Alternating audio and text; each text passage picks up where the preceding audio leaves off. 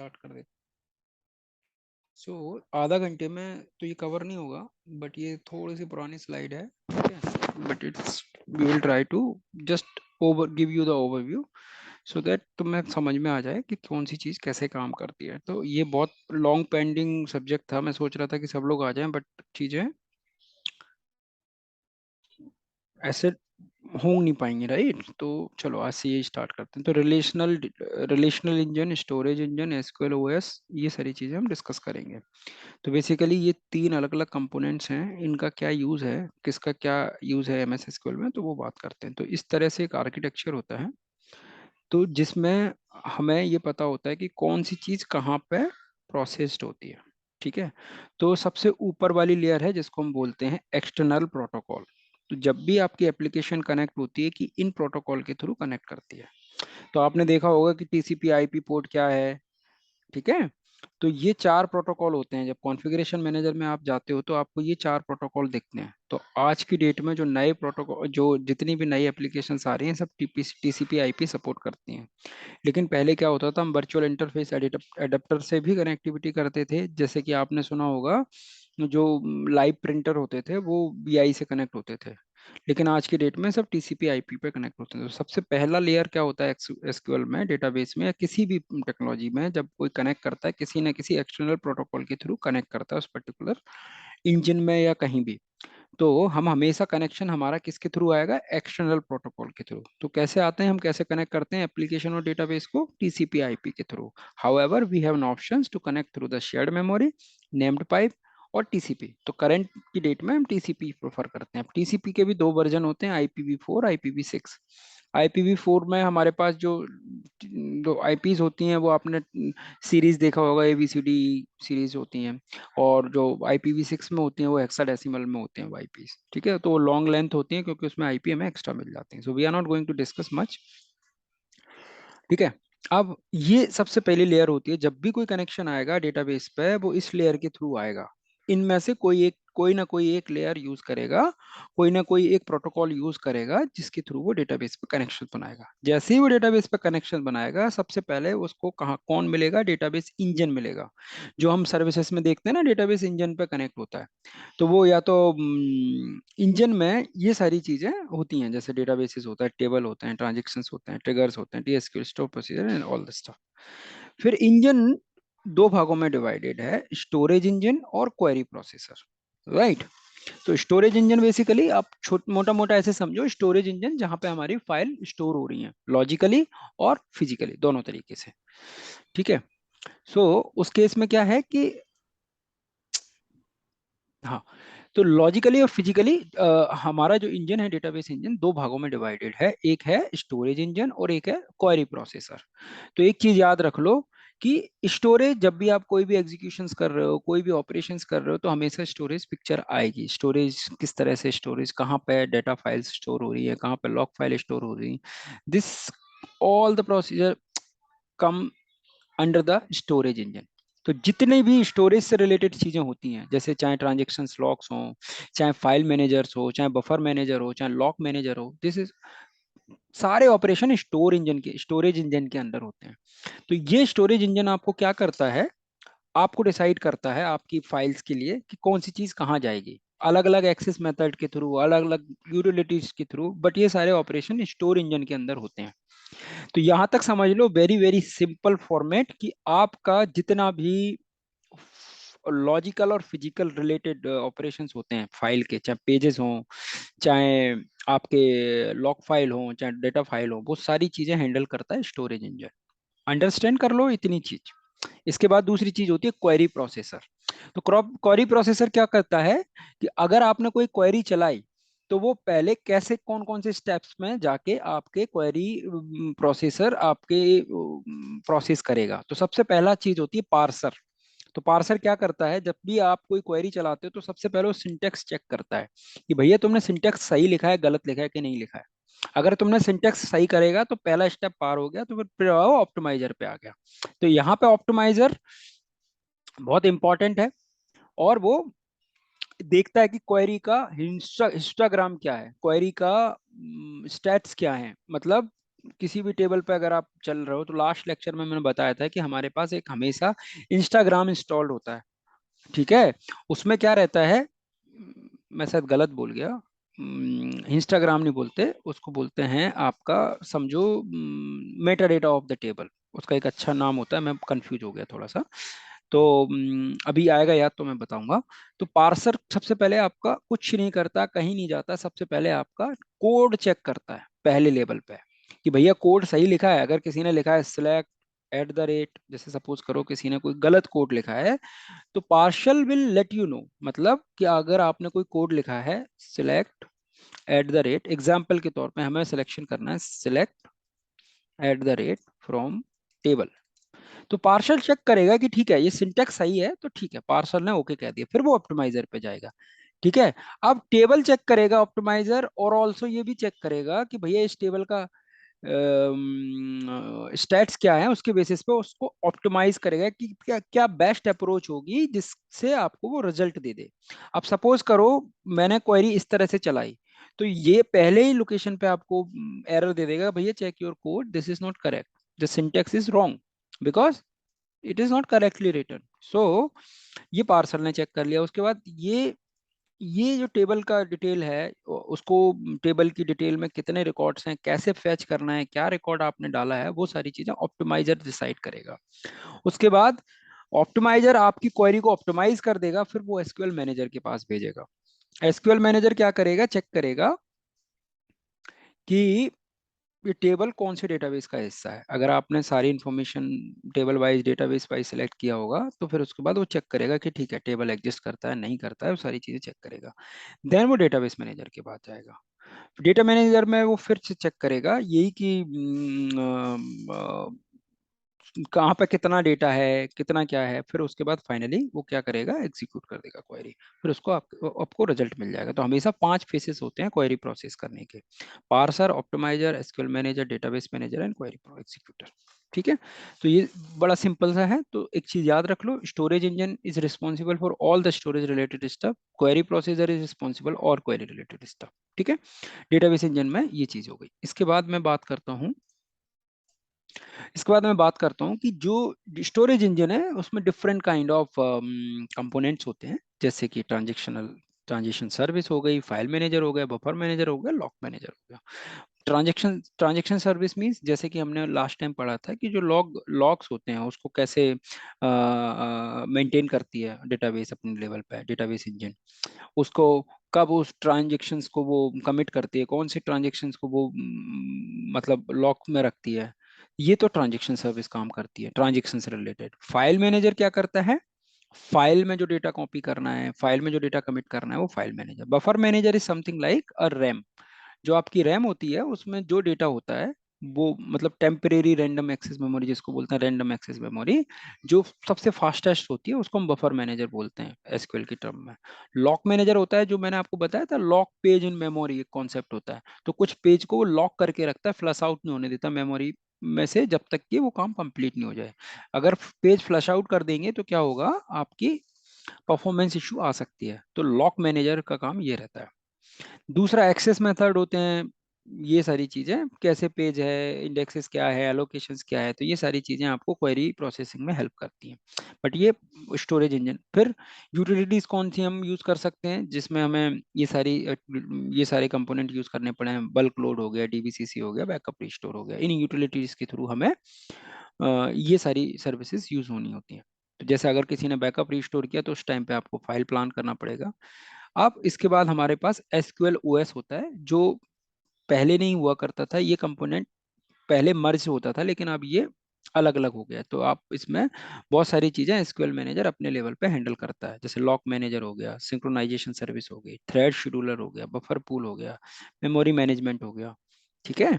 और deadlock, resource manager, lazy writer, scheduler, monitor, this is all come under the OS, SQL OS.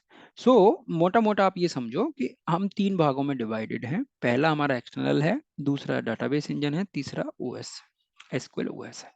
तो SQL OS में हमारा lock manager हो गया, जो आपका ये डिसाइड करेगा कौन सा पेज फ्लश आउट होना है, कौन सा पेज रहेगा, ये सारी चीजें लॉक मैनेजर डिसाइड करेगा। ऐसे ही सिंक्रोनाइजेशन सर्विस में कई ऐसी सर्विस होती हैं जिसमें हमें डेटा सिंक्रोनाइज्ड होना होता है। चाहे ऐसे समझो कि ट्रांजेक्शन्स लॉग्स होते हैं बेसिकली। एक आपने सुना होगा कि लॉग अहेड हो गया, लॉग बिहाइंड हो गया। तो लॉग अहेड का मतलब होता है कुछ ट्रांजेक्शन्स होते हैं वो डेटाबेस की फाइल पर राइट नहीं हो पाते हैं, और उन ट्रांजेक्शन्स को वो लॉग फाइल में रखता है। जब वो मतलब कमिट ज्यादा हो गया और डेटा कंप्लीटली फ्लश नहीं हुआ, कंप्लीटली राइट नहीं हुआ डिस्क पे, तो वो सिंक्रोनाइजेशन सर्विस हमें हेल्प करती है to match this in balanced, I mean from the data files to the log files। तो इस तरह से ये चीजें प्लान होती हैं। उसी तरह से जो थ्रेड शेड्यूलर होता है वो शेड्यूल करता है पैरेललिज्म, मतलब कौन सा कौन सा थ्रेड क्या कर रहा है, किसको क्या काम देना है, वो सारी चीजें वो करता है। थ्रेड इज समथिंग आपने सुना होगा, छोटे छोटे टास्क के लिए एक अलग अलग सीपीयू थ्रेड साइन करता है और वो उनका टास्क कंप्लीट करके देता है। बफर पूल का मतलब मैंने अभी बताया था, बफर पूल और बफर मैनेजर। बफर मैनेजर क्या होता है, जो बफर पूल को हैंडल करता है। Buffer pool something like memory. So memory में क्या पड़ा है, डर्टी पेजेस फ्लश आउट करना है, डर्टी पेजेस कमिट होना है, क्लियर टेक्स्ट, ये सारी चीजें आपने सुना होगा कई बार। डीबीसीसी क्लियर कैसे, क्लियर कैसे का मतलब क्या होता है, जो आपके नॉन डर्टी पेजेस है उनको क्लियर कर दो। जैसे कई बार क्या होता है, बहुत सारी क्वेरी हमने फैच करके रख ली, जैसे सिलेक्ट क्वेरी जी, इसमें हमने कोई पेजेस में चेंज नहीं किया, ये जस्ट है नॉर्मल डेटा जो हमने मेमोरी से उठाया, सॉरी डिस्क से उठाया, मेमोरी पे ले आए। लेकिन अब जब वो क्वेरी चल गई, कई बार क्या होता है वो क्वेरी मल्टीपल टाइम चला रहे हैं और वो डेटा मेमोरी में पड़ा है, लेकिन जब चल गई उसके बाद उसका यूज नहीं है, तो कई बार वो हम उसको फ्लश कर देते हैं, उसको निकाल देते हैं, फ्लश कैसे बोलते हैं जिसको हम। तो ये सारी चीजें बफर पूल मैनेज करता है। तो इसमें इन सारे कंपोनेंट का भी रोल है। तो अभी मोटा मोटा ही समझो कि ये 3 लेयर्स पर मिलके बना है। पहली लेयर आपकी एक्सटर्नल प्रोटोकॉल होता है, दूसरा लेयर स्टोरेज इंजन होता है, तीसरा क्वेरी प्रोसेसर होता है। स्टोरेज इंजन और query processor is part of the database engine. And एक और लेयर होती है जिसको हम एसक्यूएल ओएस बोलते हैं, जिसमें एसक्यूएल ओएस सारी चीजें खुद अपने लेवल पे हैंडल करता है, चाहे लॉक मैनेजर हो, चाहे सिंक्रोनाइजेशन सर्विस हो, थ्रेड शेड्यूलर हो, बफर पूल हो, मेमोरी मैनेजर हो, आईओ मैनेजर हो, ठीक है, और वर्कर थ्रेड्स, ये सारी चीजें एसक्यूएल ओएस पे हैंडल हो जाती हैं। तो ये, तो जैसे कि मैं आपको बता रहा था कि हमारे पास जो क्लाइंट प्रोटोकॉल होते हैं वो 3 होते हैं, shared memory, TCP IP, named pipe and बायो। बाय नेम्ड पाइप और shared memory almost rarely used होती हैं। अलग अलग क्लाइंट प्रोटोकॉल का अलग अलग सिग्निफिकेंस है, बट करंटली हम टीसीपी आईपी यूज करते हैं, ठीक है। तो टीसीपी आईपी हमेशा पोर्ट बेस्ड होता है, हम पोर्ट पर कनेक्ट करते हैं और ये हमें कनेक्शंस कम्युनिकेट करने के लिए हेल्प करता है। सो ये इस तरह से क्लाइंट और सर्वर आर्किटेक्चर्स काम करते हैं। सबसे पहले हमें क्लाइंट के साथ एप्लीकेशन, क्लाइंट एप्लीकेशन से रिक्वेस्ट आई, फिर डेटाबेस लाइब्रेरी ने उसको रीड एक्सक्यूज किया। मी सर। हाँ। सर पाइप्स क्या ही है, मतलब क्या है इसका? किसका? जो बैक में नैन पाइप्स है ना।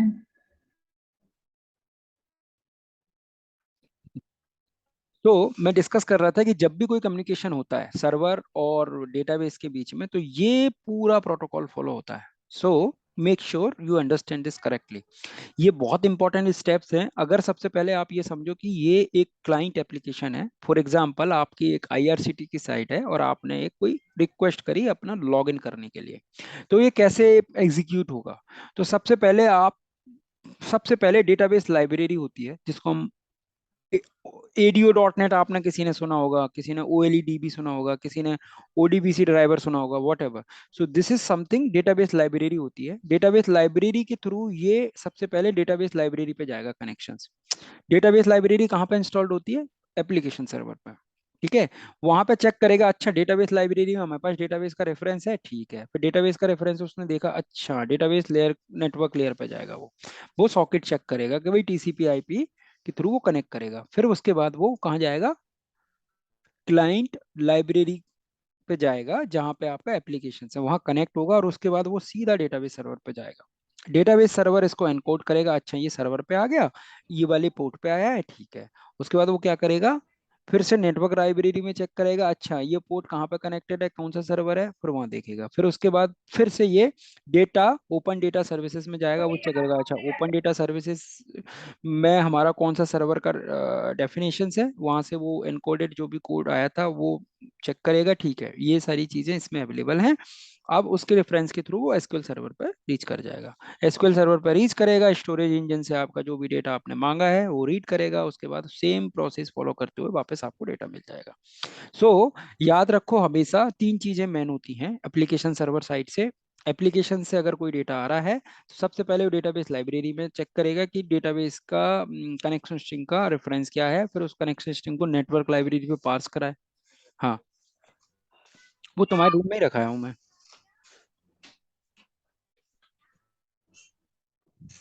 ठीक है, और उसके बाद जब वो लाइब्रेरी से रीड कर लेगा ओएलटीबी से, उसके बाद वो आपके डेटाबेस लाइब्रेरी के सॉकेट से बाहर जाएगा और क्लाइंट नेटवर्क से बाहर जाते हुए फिर इस वाले नेटवर्क पे आ जाएगा। यहाँ से ये कम्युनिकेशन शुरू इस तरह से होता है। तो it is a server client architecture. तो सर्वर का मतलब यहाँ पे डेटाबेस सर्वर से है, क्लाइंट का मतलब यहाँ पे एप्लीकेशन से है। ठीक है, तो जनरली अलग दो तरह की एप्लीकेशन होती हैं, वेब एप्लीकेशन और क्या होता है, विंडोज एप्लीकेशन।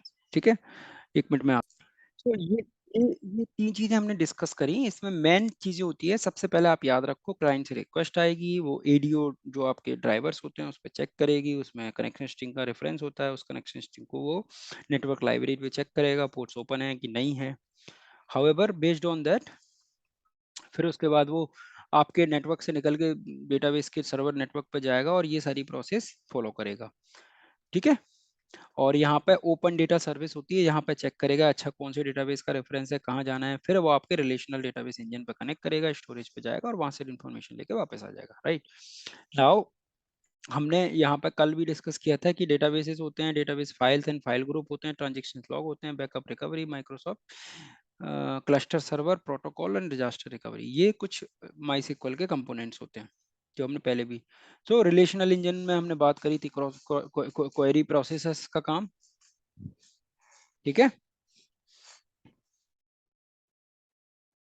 तो क्वेरी प्रोसेसर मैंने बताया था आपको कि ये कैसे क्वेरी काम करती है, कैसे query best possible way choose करती है to get the things right. So उसके बाद हमने different type of relational engine पढ़ लिए, query processing, memory management, thread and task management, buffer manager, distribute query processing.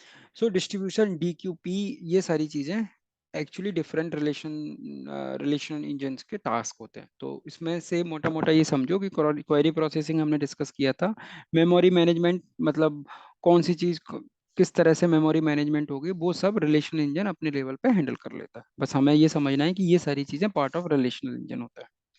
तो आपने क्वेरी प्रोसेसिंग के बारे में मैंने जैसे कि बताया था आपको, क्वेरी प्रोसेसिंग में आप देखते हो कि जैसे किसी ने सिलेक्ट स्टेटमेंट राइट किया तो इसने क्या किया, एक पूरा क्वेरी प्रोसेसिंग का एक अपना एक सिस्टम होता है जिसके थ्रू ये सारी चीजें चेक करता है। तो ये देखो आपने किसी ने सिलेक्ट स्टेटमेंट चलाया, उसके बेसिस पे इसने एग्जीक्यूशन प्लान बना लिया। तो जिसको आप कह रहे थे ना, जिसे हमने यहाँ पे बताया था, ये हमेशा ऑप्टिमाइजर का काम होता है, आपका एग्जीक्यूशन प्लान बनाना इस तरह से। तो ये क्वेरी प्रोसेसिंग कैसे करती है, यहाँ पे सबसे पहले पार्स करेगी, चेक करेगी क्वेरी प्रॉपर है कि नहीं है, वो पार्सिंग का काम होता है, फिर ग्राफिकल एग्जीक्यूशन प्लान बनाती है, फिर वो एग्जीक्यूट कर देती है।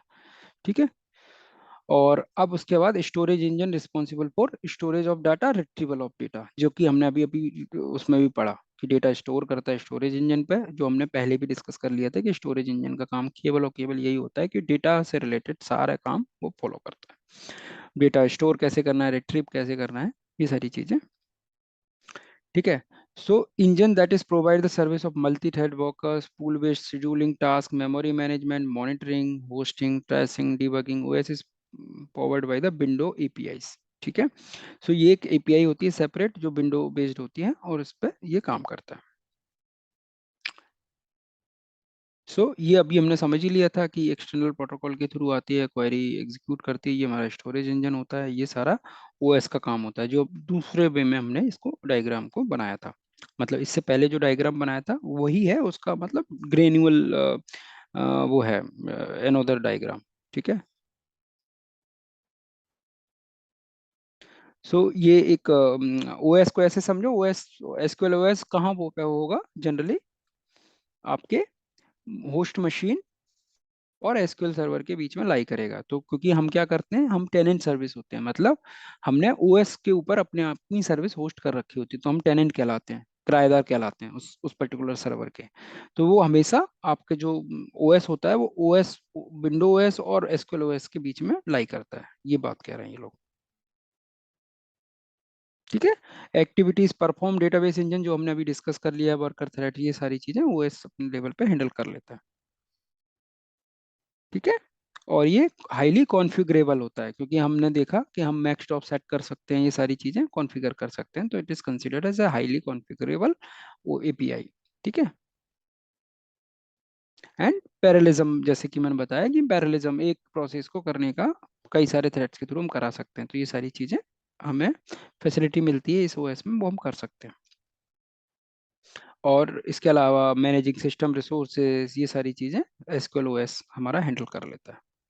ठीक है। और ये सारी चीजें अगर हम रीड आउट करेंगे तो ये सारा हमेशा विंडोज और एसक्यूएल के बीच का एक थिन लेयर होती है। तो बहुत सिंपल सी बात है, पहले क्या होता था, ये सब विंडोज के साथ होता था, लेकिन गोइंग फॉरवर्ड एम एस माई सिक्वल जैसे जैसे ग्रो किया, एम एस एसक्यूएल जैसे जैसे ग्रो किया, माइक्रोसॉफ्ट ने इसकी एक अलग कॉन्फ़िगरेबल एपीआई बना दी जो इंटीग्रेट कर दी एम एस एसक्यूएल। तो M S SQL will help this this OS API help to manage the things related to the OS, related to the work thread, worker threads and all the things. So there is separate MS SQL एक OS बन गया। जैसे generally आपने सुना होगा ना OS के बारे में, OS सारे काम करता है, सीपीयू कैसे मैनेज करना है, वो MS SQL के लेवल पे ये MS SQL का अपना खुद का OS है जो बीच में मैनेज करता है। तो पहले ये मैनेज करता है, फिर उसके बेसिस पे ये रिक्वेस्ट जो एक्चुअल OS है वहां जाता है, तो सारा सारा कैलकुलेशन, सारी मैनेजेबिलिटी यहीं पे हो जाती है।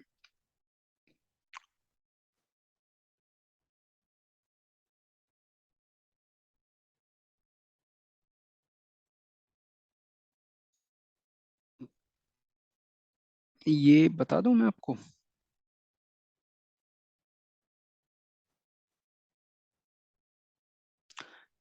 कितना टाइम है, 4 मिनट है।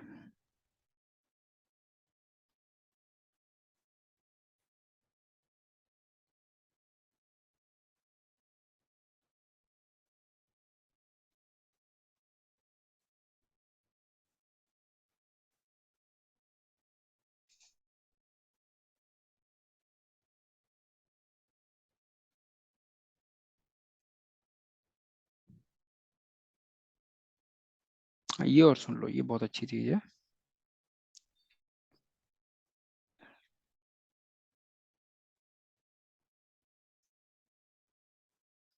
मुझे लगता है हमें एक बार और करना पड़ेगा। कितना टाइम हो गया, 10 हुए।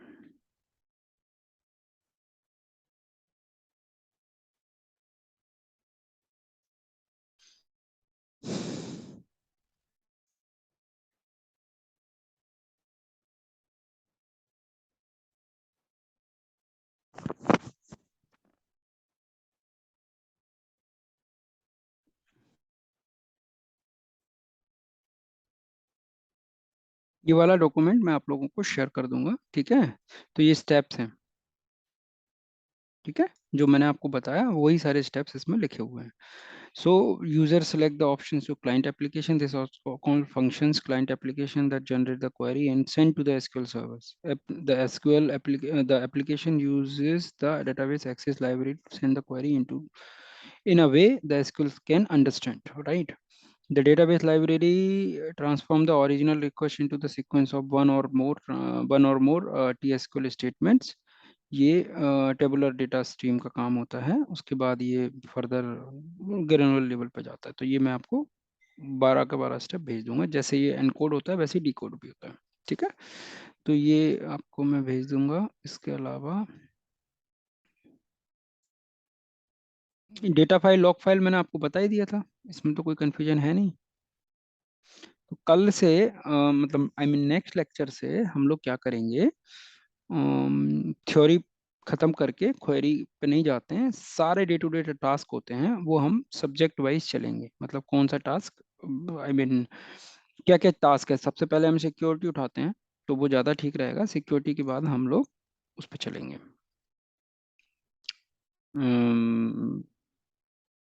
ये कुछ क्वेरीज आपको दे देंगे, ये क्वेरी आपको हेल्प करेंगे डे टू डे ऑपरेशंस में, कैसे जॉब शेड्यूल करते हैं, कैसे चीज़ें चेक करते हैं, क्या कनेक्शंस आ रहे हैं, रिपोर्टिंग क्या होती है, वो सारी चीज़ें हम ग्रेनुअली पढ़ लेंगे। ठीक है, तो अभी एक और लेक्चर लेना है या it's okay for today? Sir एक और ले लीजिए। मेरे पास थोड़ा सा लिमिटेड टाइम है।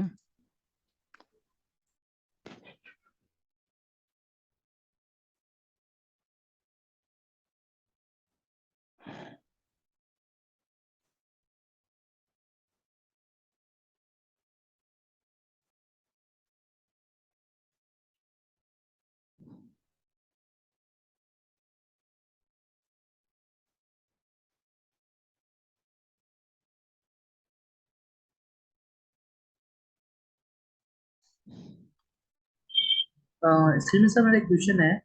हम्म सर